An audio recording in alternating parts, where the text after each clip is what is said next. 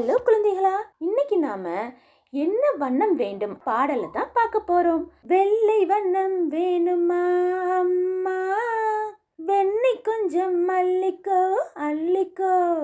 கருப்பு வண்ணம் வேணுமா அம்மா, காக்கை குஞ்சிடம் வாங்கிக்கோ வாங்கிக்கோ.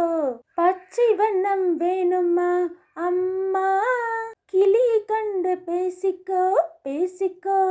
நீல வண்ணம் வேண்டுமா அம்மா, நீ கடலை பார்த்துக்கோ பார்த்துக்கோ.